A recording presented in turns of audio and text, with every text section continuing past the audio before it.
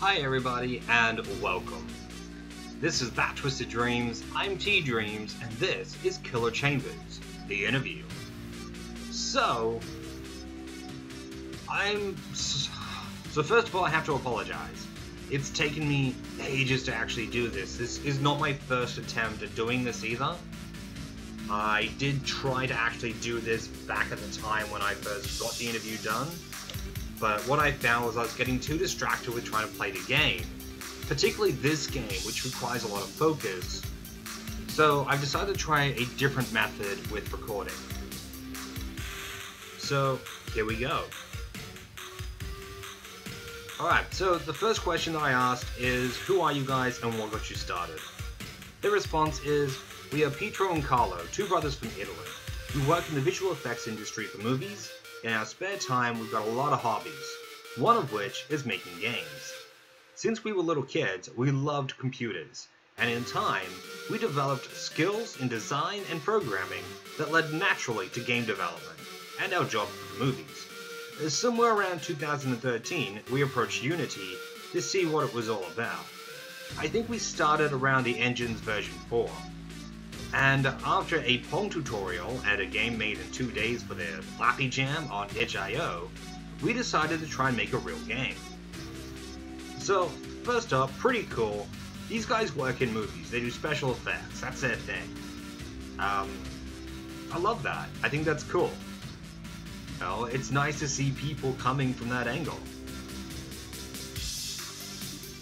It means that visually they know how to beat. And this game is rather visually appealing. It reminds you very reminiscently of your old GBA days and trying to play by the street lamp lights in the car. Anyhow, moving on, I asked, what inspirations did you draw from to create this game? Where did the concept come from? The response I got, hang on. Dry mouth, had to take a drink. Sorry guys. The response I got is Carlo came up with the idea. It has a big influence from Japanese bullet hell games, where bullet patterns are finely tuned and never random. We like portable consoles and pocket games, so we had from the beginning the idea to set the game in a little room. Aww. The game has a lot of inspirations in many game design decisions. Some things are obvious, like the gory explosive death and the quick respawn from Super Meat Boy, but other things are more subtle. The main character animation and look on the map, and the voice blips in the dialogue, are direct references to Gargoyle's quest in Game Boy. The missing health bar for the bosses, replaced with indications on the bosses itself, like cracks or more. And more red overlay on the sprite, was a thing we saw on Demon's Crest in a the Super NES. The SNES. SNES. Someone can say we had inspirations from Dark Souls because Killer Chambers is a punishing game and follows a bit of the DS trend, but actually what we took from Dark Souls were little things like the decision not to have music in the levels, for better focusing on the sound of incoming patterns, or not to pause the game while opening menus to avoid cheating.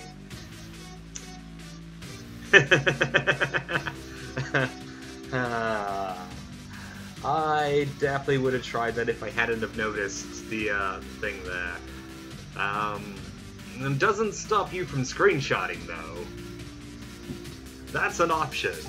But then, you just gotta try and remember all the patterns with this. And that's all it is, it's a nice, easy, simple thing. So yeah, a lot of inspirations went into this game. It wasn't just they had a random idea, they're like, this is what we like. And this is the cool thing about indie developers. They take something that they like, and they play with it, because indie developers always create the game that they want to play. That's it. That's entirely it. this is the type of game that they enjoy. This is the type of game they want to play. And I fully support that.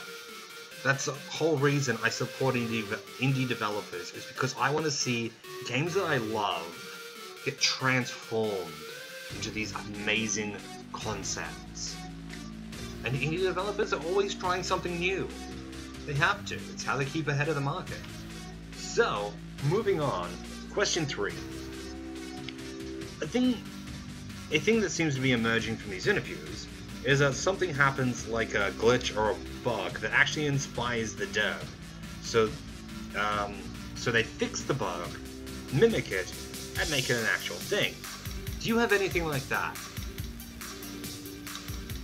So the response I got for that one was pretty obvious, and it's not really. The game's idea is simple, and all the bugs in the pattern controller or the character's movement were game-breaking. So we actually spent a lot of time debugging an unbelievable number of interactions and possible bugs for such an apparently small game. Yeah. That's really the truth of it. There are some games where that's possible, and some games where it's really not. So then I asked, I see on your page this is your first published game. What was the challenges of being a two-person team, and how did you overcome them? Their response to me was,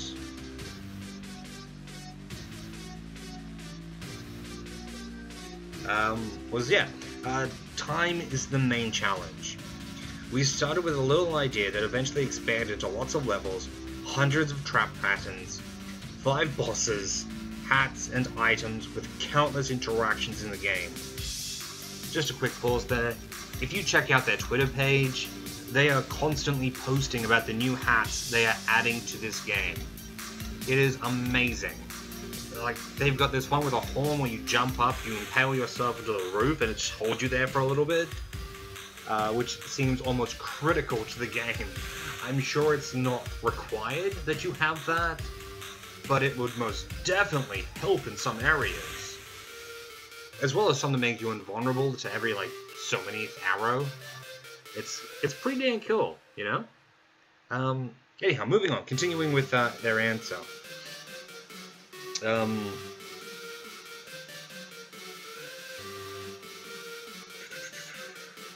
Alright, countless interactions. 5 bosses, hats, and items with countless interactions in the game. All this requires a lot of time, and time to focus and be inspired too. Doing this while working on our jobs is not easy. The development of Killer Chambers took frequent and long pauses, due to the deadlines at work that destroyed us mentally and physically. The visual effects industry shares a lot of things with big game companies, as in crunch time and stress, due to new problems every day that need a new solution. How did we overcome this? We take long 6-month vacations from our job. How many of you would love to take a 6-month vacation from your job to do something you love doing? To potentially make money off something you enjoy doing? Like, who wouldn't want to do that? It's just, It's kind of why I run this channel too. I want to one day make money off it. One day. Not yet. I make nothing, absolutely nothing off this channel at the moment. I am nowhere near popular enough. Nowhere near it. So hopefully one day I will be. But that's why I do these. Alright, moving on. Question 5. I asked, if you had to give one piece of advice to a new dev, what would it be?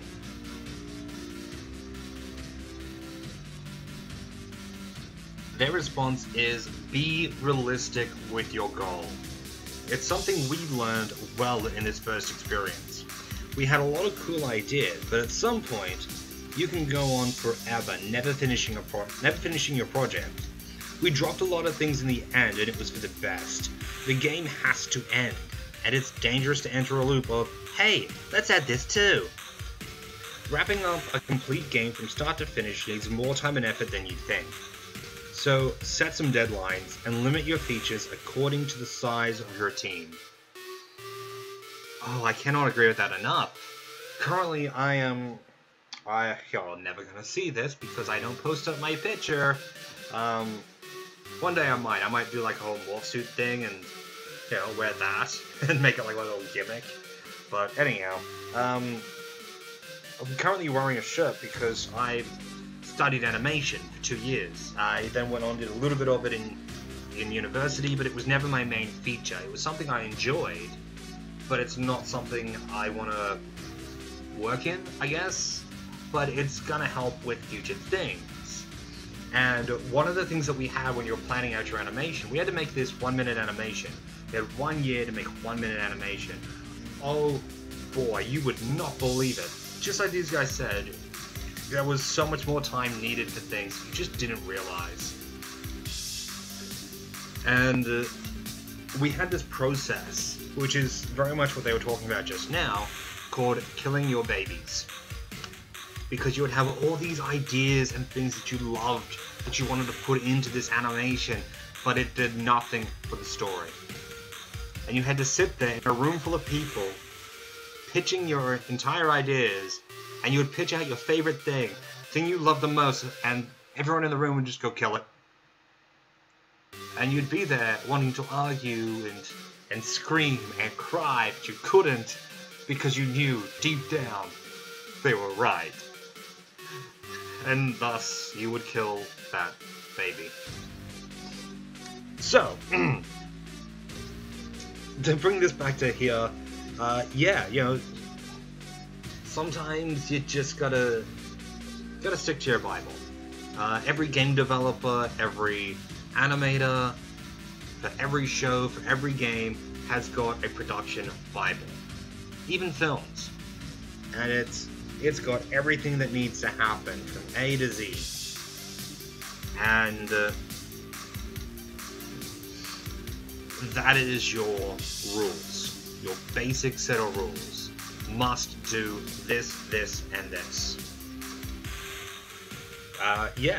So essentially, that one's that. Alright, moving on, because I spent way too much time on that question. Question number 6. Now this is my last question. So we're almost done. We're almost out of here. Is where are you going from here? Is it focusing on promoting this game? Or will you be working on the next project? There we go. So, their answer is this. We'll be promoting a bit, yes, but it's not our focus. We'll support the game with updates for bugs that we missed and further balance the difficulty when needed. If we see there's interest for the game, we have some ideas for a couple of free DLCs too. As for the next project, I think we'll be starting it soon. It'll be a smaller game that we wanted to make for a very long time. Stay tuned. There you go, guys.